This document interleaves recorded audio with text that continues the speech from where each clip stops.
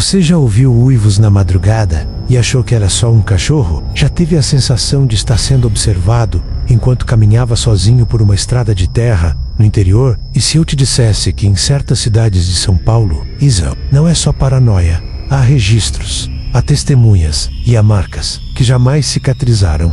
Hoje eu vou te contar 5 histórias reais que irão lhe arrepiar e lhe perturbar sobre aparições de lobisomens no interior de São Paulo.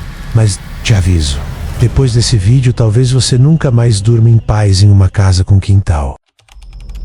História 1.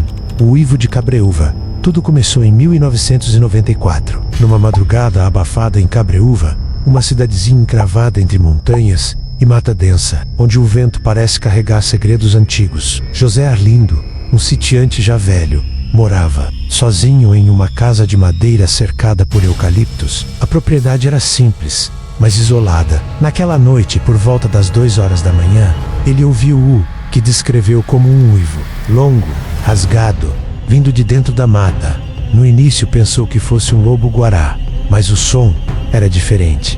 Parecia humano, dolorido, como se alguém estivesse sofrendo ou mudando de forma. José pegou sua espingarda e saiu com o lampião. Mas o que encontrou no estábulo foi pior do que qualquer fera. Uma das vacas estava completamente destroçada, como se algo tivesse arrancado a mandíbula com as próprias mãos. No chão, pegadas, grandes demais para qualquer animal, com dedos e unhas. Ele contou isso à polícia. Riram dele. Mas nos dias seguintes, outros vizinhos começaram a relatar gritos na madrugada.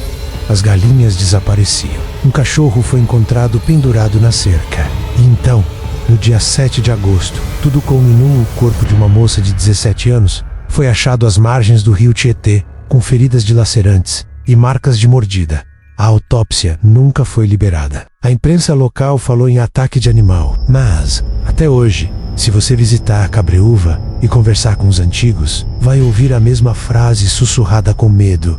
Naquela noite, o lobisomem voltou. História 2. A noite da transformação em Pindamonhangaba. Essa história foi contada por um enfermeiro aposentado chamado Otávio, que trabalhou por 32 anos no Hospital Regional de Pindamonhangaba. Ele jurou em depoimento gravado, que hoje circula apenas nos cantos obscuros da internet, que presenciou uma transformação, literalmente. Era 2003. Um homem foi levado por 2 policiais em estado de surto. No coberto de lama, sangue e arranhões, dizia palavras sem sentido, rangia os dentes, arranhava as paredes. A ficha dele sumiu. Os policiais alegaram que o homem era morador de rua, mas Otávio nunca viu alguém com tanta força. Foram necessários 5 seguranças para segurá-lo. Durante a madrugada, os gritos começaram. Ele chorava, urrava, batia a cabeça na parede. Otávio ouviu estalos, ossos quebrando, como se o corpo estivesse se expandindo. Quando abriu a pequena janela de observação da sala psiquiátrica, viu algo que nunca mais esqueceu. O rosto do homem já não era humano. A mandíbula estava mais longa, os olhos injetados e pelos brotavam da pele em tempo real. As câmeras do hospital pararam de gravar. A luz oscilou e em poucos segundos, o alarme de incêndio disparou. Quando conseguiram abrir a sala, só havia sangue, nada mais. A ala foi interditada. O hospital nunca se pronunciou oficialmente, mas Otávio, já idoso, deixou uma única frase registrada em sua entrevista. Há coisas que nem mesmo a medicina consegue explicar. Eu vi um homem virar monstro, e ele sabia que estava acordado. História 3. O filho do padre em Botucatu. Essa é talvez a mais antiga menos e a mais perturbadora. O caso vem de Botucatu, em 1968. Mas só veio à tona décadas depois, por meio de cartas trocadas entre freiras de um convento local. Nelas, há o relato de uma tragédia encoberta pela igreja. O padre Manuel era querido por todos, gentil, reservado e com um segredo. Um filho bastardo, nascido de um relacionamento proibido com uma professora que morreu ao dar à luz a criança. Batizada como Elias. Era estranha desde pequeno, silenciosa, intensa. Aos 12 anos, os animais da fazenda começaram a desaparecer. Depois, os cachorros. Os vizinhos diziam ouvir algo andando em 4 patas durante as noites de lua cheia. Mas ninguém tinha coragem de acusar o filho do padre. Até que, em uma madrugada de julho, uma das freiras do convento foi encontrada morta no quintal. Cena era brutal. A pele dilacerada. E Elias, com apenas 14 anos, apareceu coberto de sangue, com os olhos negros. E um sorriso. Não foi levado pela polícia. Foi isolado. A igreja teria forjado sua morte. Mas há relatos nunca confirmados de que ele foi trancado em uma cela subterrânea do convento até os 33 anos. A carta de uma das freiras, de 1989, termina com um aviso. Se alguém encontrar esse menino, não tente salvá-lo. O mal que carrega dentro dele não tem salvação. História 4. A Trilha dos Ossos Itapeva, São Paulo, em 2011. Nas matas fechadas de Itapeva, um grupo de escoteiros se perdeu durante uma trilha noturna. Era para ser um exercício de orientação sob a luz da lua cheia. Um percurso de 2 horas, com monitores experientes. Mas algo deu errado. Por volta das 21 horas, os rádios começaram a falhar. Um a um, os sinais foram sumindo. Quando os bombeiros chegaram, encontraram os adultos em estado de choque, tremendo. Alguns deles com arranhões profundos nas costas e braços. Mas o pior foi o que disseram. O menino sumiu. Ele foi levado. O menino se chamava Gustavo. Tinha 12 anos. E era o mais rápido da turma. Havia se distanciado do grupo, correndo por uma trilha lateral. Depois de sua última risada, tudo o que se ouviu foi um grito. E o som de um uivo. As buscas duraram 7 dias. Nada foi encontrado, exceto ossos pequenos, espalhados por um raio de 30 metros, limpos, como se tivessem sido roídos. O mais estranho é que havia marcas de garras nas árvores, como se algo tivesse escalado de volta para o alto da serra com um corpo nas costas. O laudo oficial não indicou ataque animal.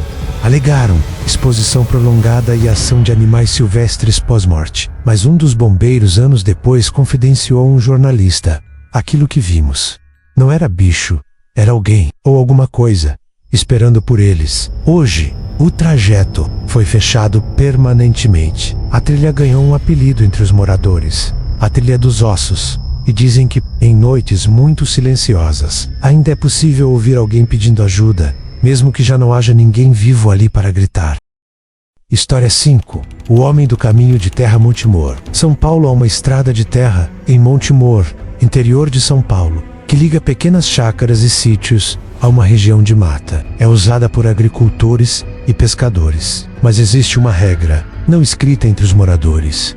Ninguém passa por ali a pé depois das 22 horas. A história começou nos anos 80, quando um homem chamado Vicente voltava de bicicleta para casa. Era uma noite fria, céu limpo, lua cheia. No caminho, viu algo parado no meio da estrada. Achou que fosse um cachorro. Mas quando se aproximou, percebeu que a coisa estava em pé. Tinha pelos no corpo todo. Os olhos refletiam a luz como espelhos. E o som que fez não era latido, era um grunhido humano. Vicente tentou voltar. A bicicleta travou.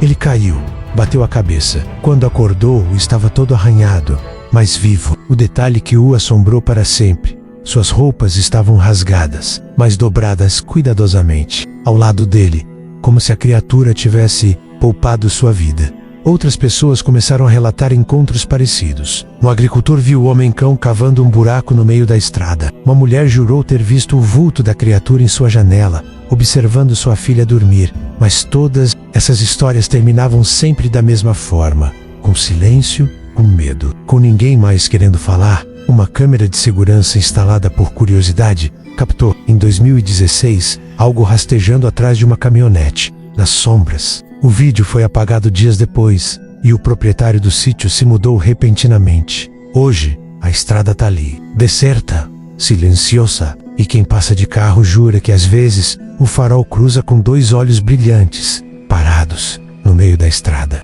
como se alguém menos ou algo menos ainda esperasse que alguém passasse a pé. Você realmente acha que isso é só uma história? Então me diga, o que explicaria as mortes, os corpos dilacerados e os relatos escondidos por décadas? Comente aqui embaixo se você acredita menos ou se já ouviu alguma história parecida na sua cidade. E lembre-se, da próxima vez que ouvir um uivo durante a noite, tem certeza de que está sozinho? Se inscreve no canal, porque tem muita coisa que ainda precisa ser contada, mas só para quem tiver coragem de escutar até o fim.